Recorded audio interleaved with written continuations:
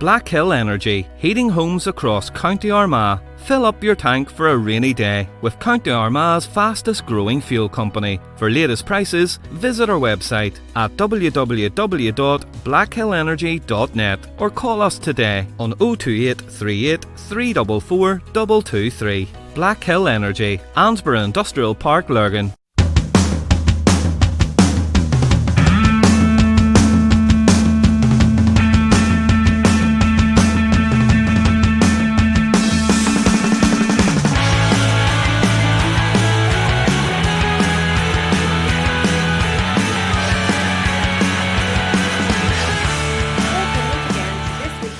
Of The Eye on the Ball. This is your host Elaine Ingram.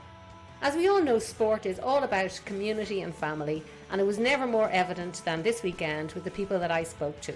There was a bumper weekend of action in the GAA with the ladies' junior, intermediate and senior championships all being decided. The game that I went to see was the senior match between Armagh Harps and Carrickcruppen, and it was an absolute thriller.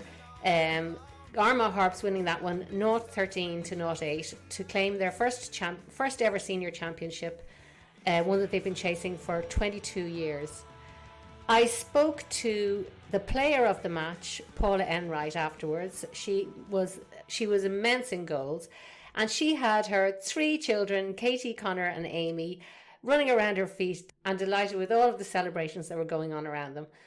On Sunday it was the turn of the men, with Maghery and Crossmaglen battling out for the Senior Football Championship title, and this time Crossmaglen were going for 3 in a row, but Maghery stopped them with a 4-9 to 0-17 victory.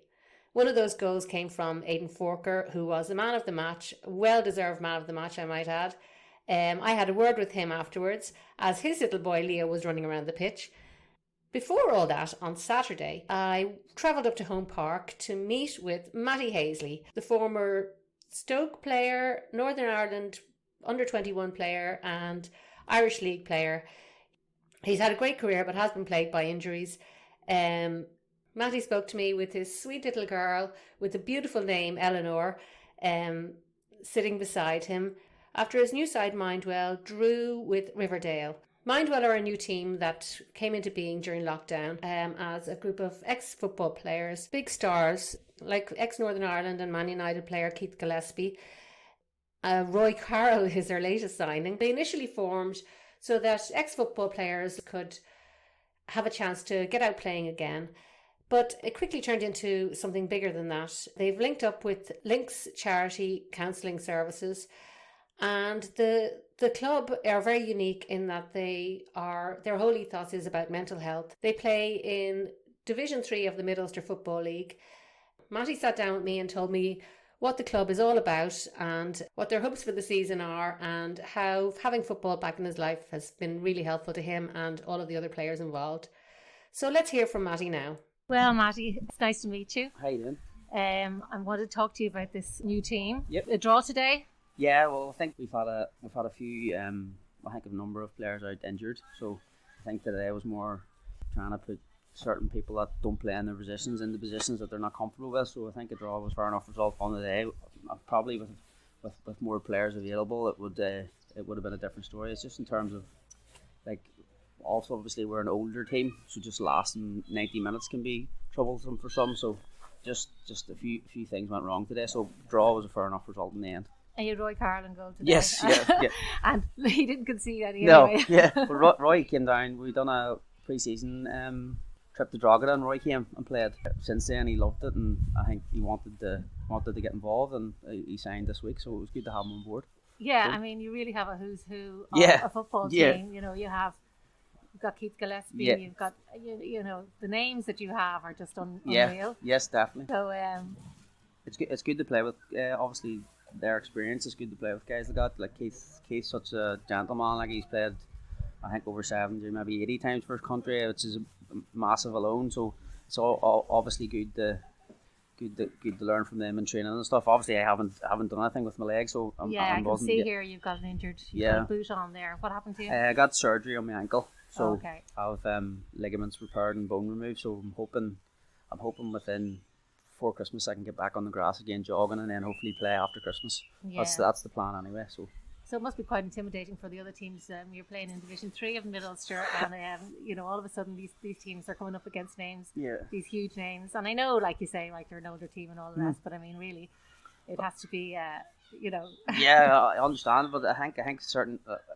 as for many teams, I think they're looking for the challenge as well. I think they see certain names and team sheets, and it sort of G's them up and inspires them to probably put a little bit more in than they usually do. So that's what's going to happen this year. I think it's going to be a tough test. I think a lot of teams are going to come and think we would like to get a scalp of playing against us, and to be honest, the first 2 games have been quite tough. So I think it's you had a 3-1 win in the first game. Yeah, but it was still a tough game. It could have went either way for a while, and today was that Riverdale side were very good. So it was it's going to be a tough league. So no game's going to be a walkover. So they say that about Division 3. Yeah, I mean, it can be one of those leagues that. Yeah, it seems to be like I honestly don't know much about it, but the first 2 games that we've played have been tough. So if that's anything to go by for the season, it's not going to be a walk in the park for anybody, no matter who they are.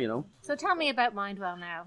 The whole idea, the whole concept of that. Yeah. Where did the whole idea stem from? Well, I think a few of the boys, particularly Brian and Keith, Brian Adair, they sort of were talking about it, and it was originally going to be set up just to be somewhere for lads that have played before to come together and just play in a midweek, just an hour's kickabout.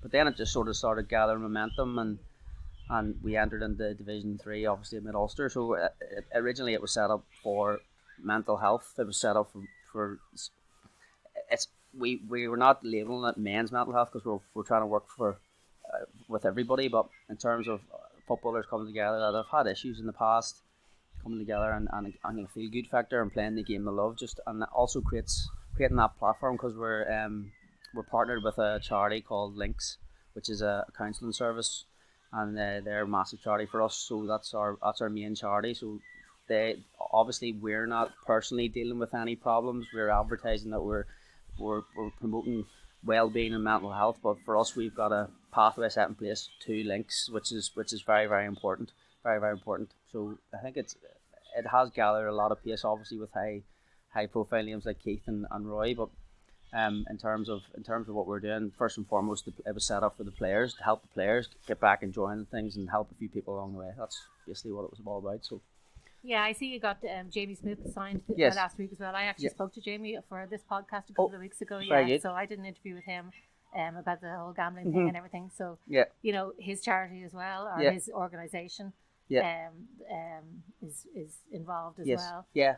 Well, I think it's good to get someone like Jamie involved. I don't know the ins and outs of Jamie's story. I've just obviously been told a few things, which is obviously what it affects a lot of people. Addiction affects a lot of people. Yeah. So in terms of getting him in and obviously that was his first game. I think he was put in a wee bit sooner than he would have liked. I don't think he's had a training session really under his belt yet. So last Thursday was National Suicide Awareness Day, and it seems that in recent years there's been so much stuff about women and Me Too movement and all that kind of thing. But in the last year or so, I really think things have started to move along for men's health, because it's kind of been an area that's been ignored. But I just think there was always sort of a stigma to it. They think it's as much, like, it sounds so bad, but it's like men don't like to talk up because of the fear that they're being weak or seen as being weak. And also I think it's also, the more it's been talked about, I think people are sort of realising that if they're having a down day or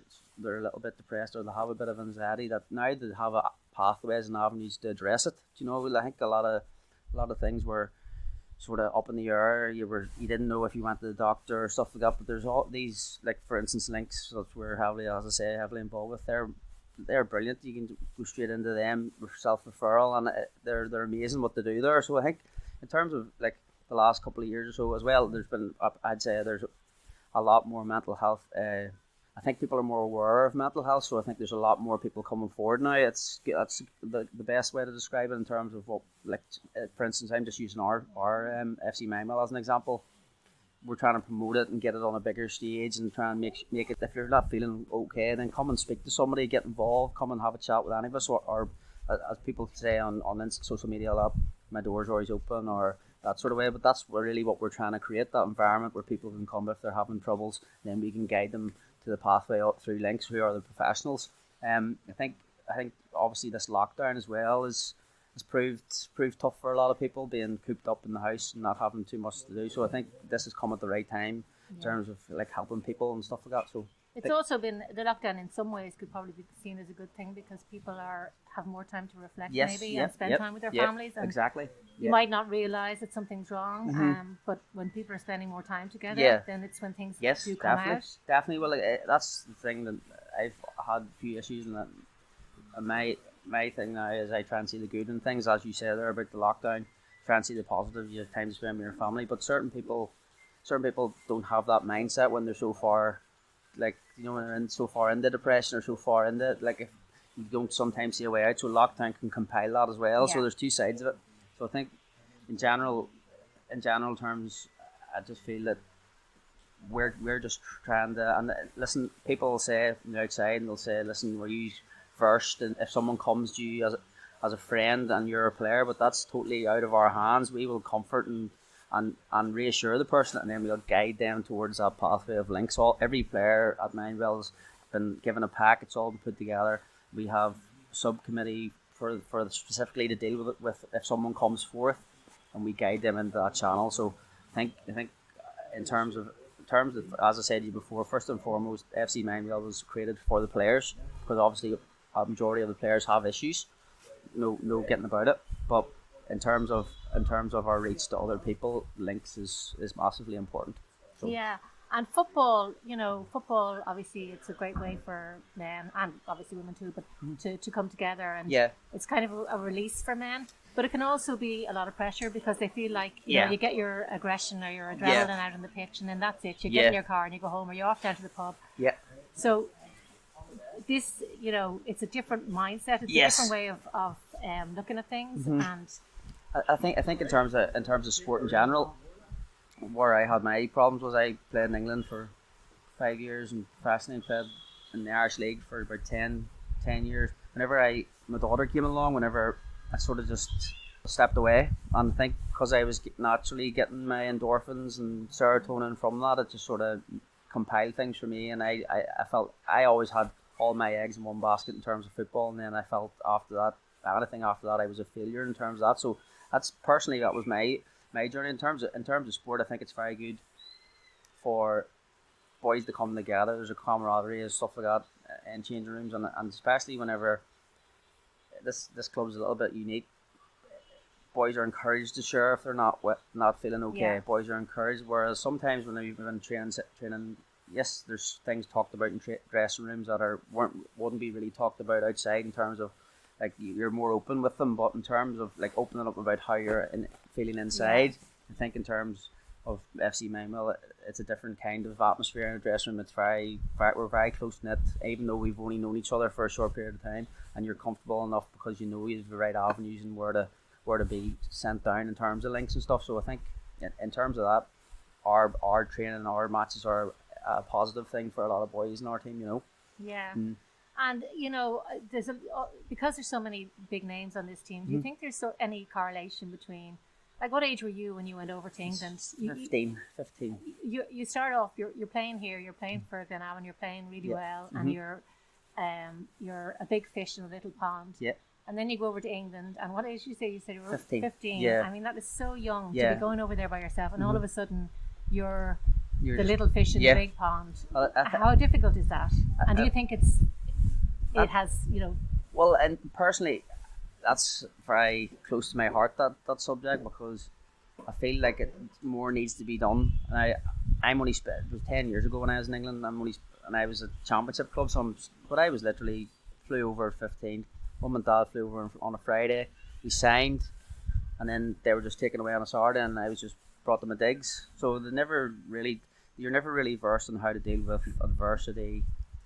How to deal with, like, if you're sitting on the bench, how to deal with people maybe you assume in your head that if you're on the bench you're not good enough.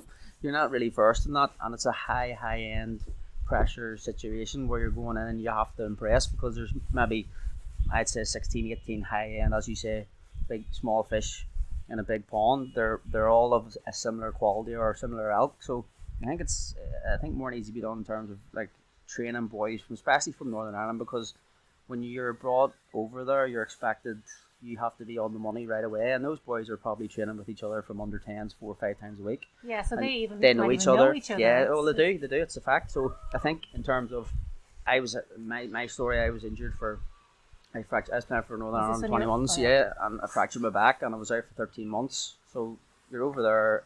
You're with Stoke over there. Stoke. Yeah, when you're injured, you're doing more work, and you're basically just spending time with the physios. You're not really with the team too much. So even being away from home with that happening, you can't play. So as you said earlier as well about your release from football, it's very, very hard scenario to be in. And in terms of, I was just brought in after 4 or 5 years there, and they just said, listen, we can't give you another contract because you're injured.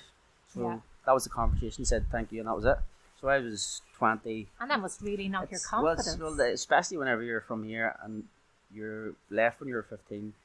You had all, that's like I said previously, you had all your eggs in one basket, and then bang. And all the expectations behind you from here. And then bang, you're basically, your agent's looking to try and get you a trial for another club. So it's very hard. And then trial in itself is a different ball game too. You're going into a club where they've been together for so long, that team, so you're going in and trying to make an impression and trying to throw the person that's in your position out of, it's very high pressure too, so it's hard to come back from being rejected and then get yourself up to go and trial. You know, it's and you're constantly being judged. I mean, every single game you're out there, and every kick of the ball you're being judged. I can't imagine a job like that. No, it's tough.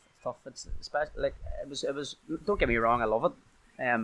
I loved it when I was in England. When I was fit, I was playing regularly, and I was doing really well. But in terms of when I come back to the Irish League and stuff, I enjoyed it for a while. But you're constantly criticised. You're constantly in the public eye, which is obviously, you want to play football. That's what comes with it.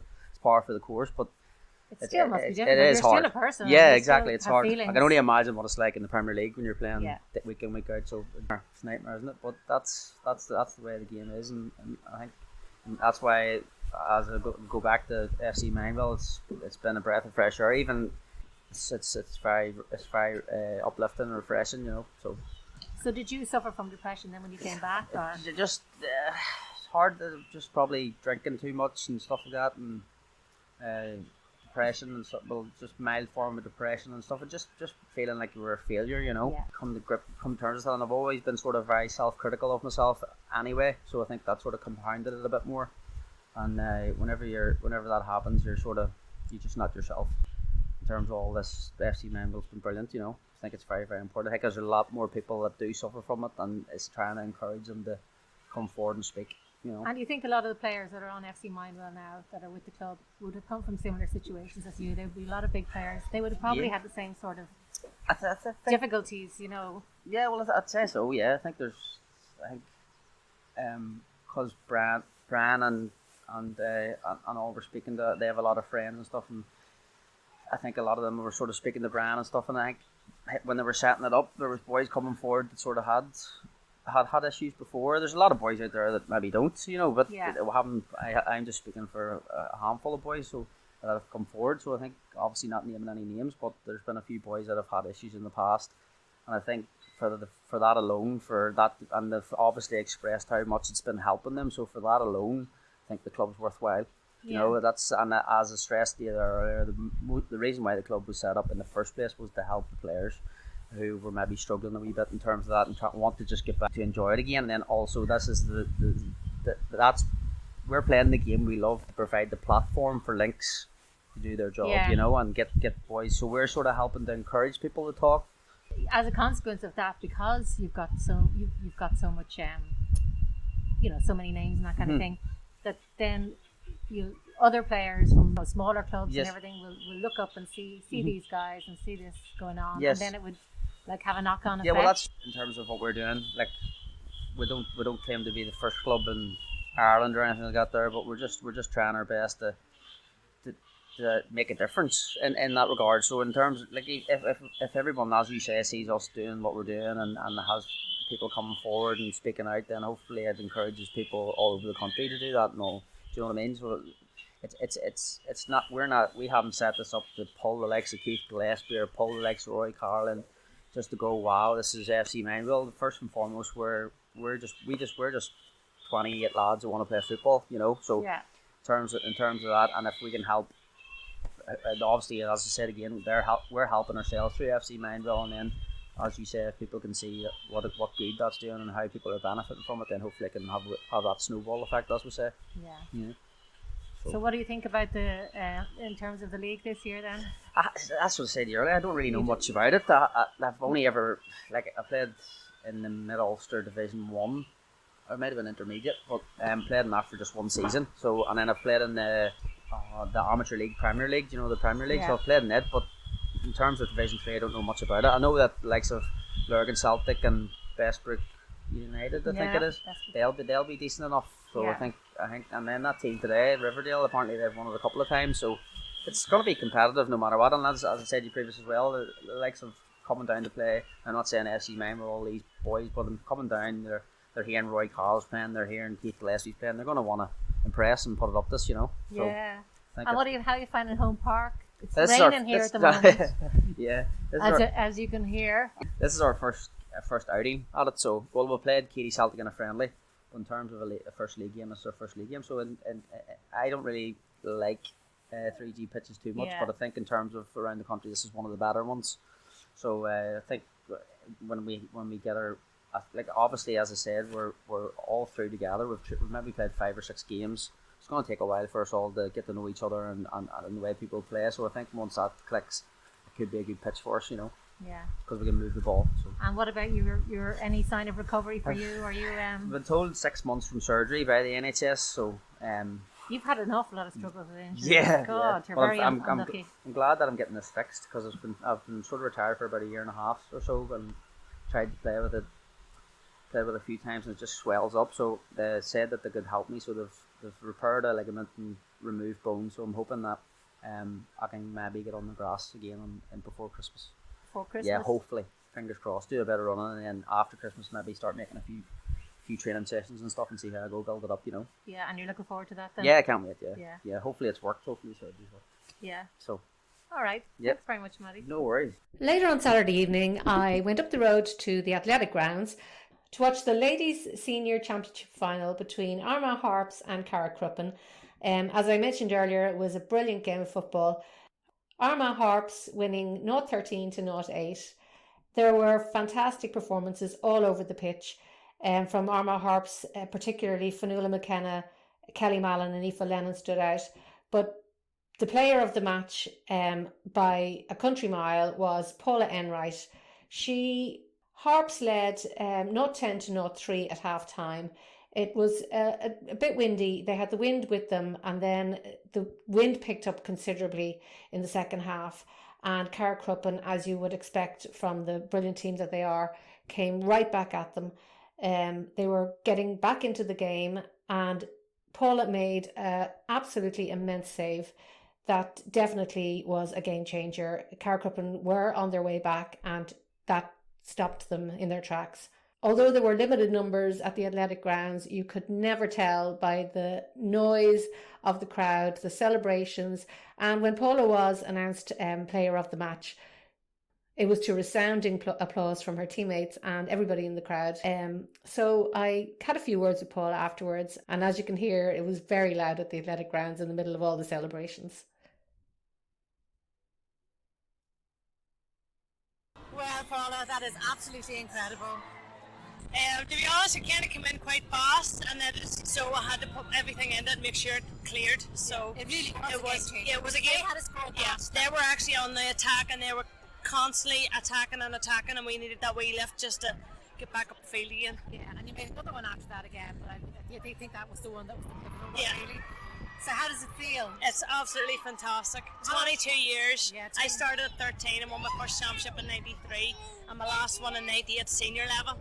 So it's been an absolute fantastic achievement, and I was retiring this year. Win, lose or draw, but it makes it all the more sweeter now that I've won by the championship medal. Yeah, there's no way you're going to retire now. That's me retired now officially this season. Yeah. Are you officially retired? Yeah. How many years did you say you've been here? I'm 27 years playing now. 27 years. Oh my goodness, that is fantastic. And obviously, for the whole club now? What does this mean for the whole club? The club will be buzzing. We've been knocking on the door. Played Care Cup in here in 2015, and they just wiped us.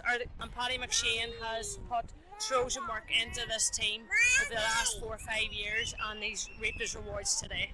Yeah, it really was. It was a fantastic win, and you were there from the start. I mean, you were ahead from the start to the finish. Yeah. We dipped a wee bit in the second half. A bit. They started to come back. Wind, the wind actually picked up even for kickers. You wouldn't get the distance. For a goalkeeper? I mean, it's very strong because you're getting no distance and you can't kick a high ball because the ball's just flighting then. So it becomes a 50-50 ball. So it had to be low and hard. Yeah. So and you had the wind in the first half.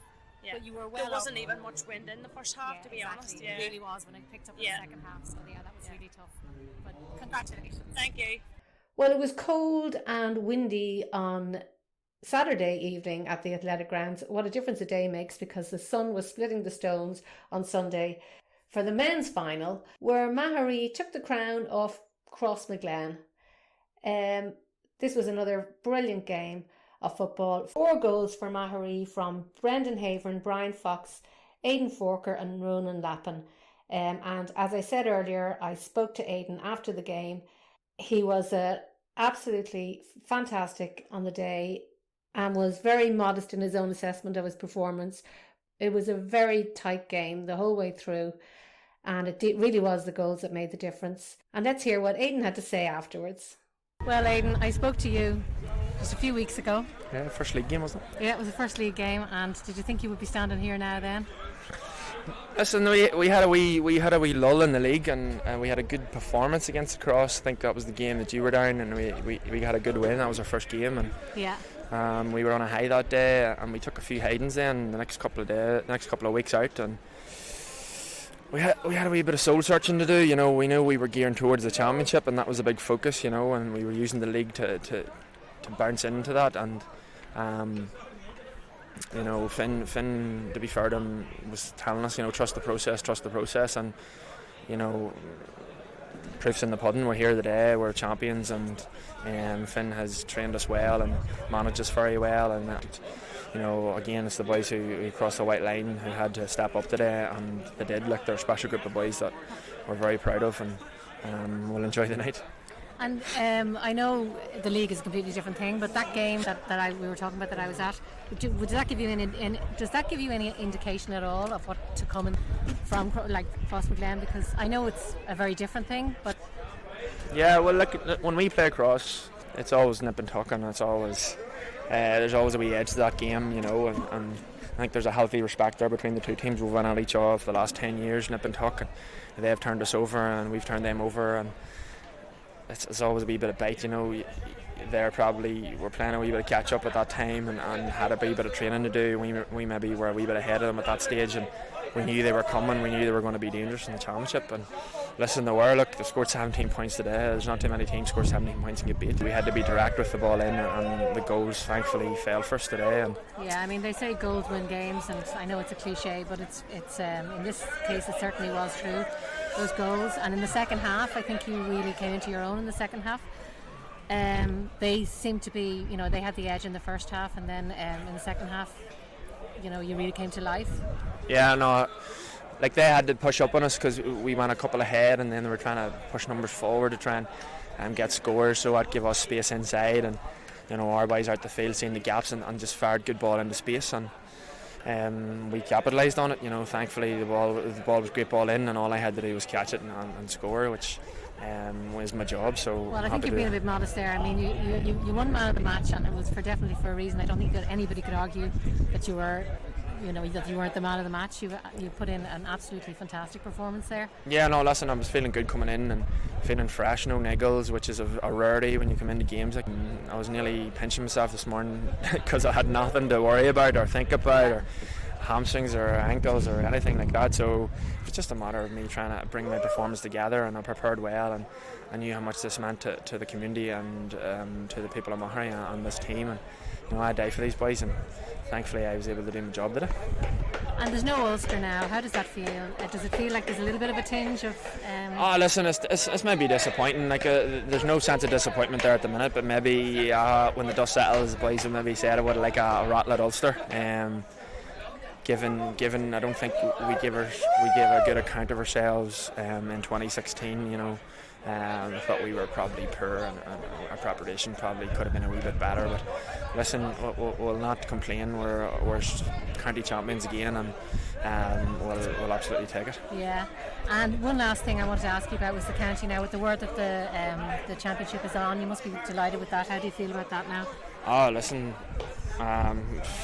I've obviously, it's been in the back of my mind that it's coming, and you know, obviously what I'm doing with the club has been helping with my preparation for county coming back in. Hopefully I'm going in and back in decent shape, so I'll meet Kieran this week and speak to him when the dust settles, and I'll be back into the squad ready to go again. You know, Armagh is going to be number one now for me, and we'll all come back together and assess where we are and assess what's important going forward in the next 6, 8, 12 weeks hopefully, and we'll go from there. Yeah, and hopefully they'll still be talking to some of the lads out there today, like me and Oisín. Listen, Oisín and I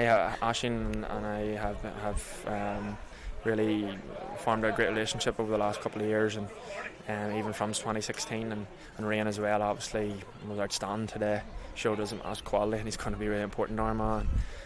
Listen, we're competitors, and we go at it when we cross the white line. There's no friends, but when they cross the lines over, then we shook hands, and the respect's there again. So yeah, that's does the it way help it is. at all having playing against your county teammates? Does it make any difference, or is it just the club is the club, or you're outside the window, it doesn't matter? No, listen, clubs when you're in a different jersey, my mindset is you're in my way, so we'll try our best to beat you, and I have no doubt Oisín and Ryan have the same ruthless mentality, and listen, that's the way it is. That's competitive sport, and we'll take it. So. Okay. All right. Thanks a million. Thank you. I hope you enjoyed this episode of The Eye on the Ball. If so, subscribe to our podcast and to Armagh Eye. If you've any suggestions about what you'd like to hear, or any comments at all, feel free to send us a message or leave a comment. And I hope you'll join me next time for The Eye on the Ball.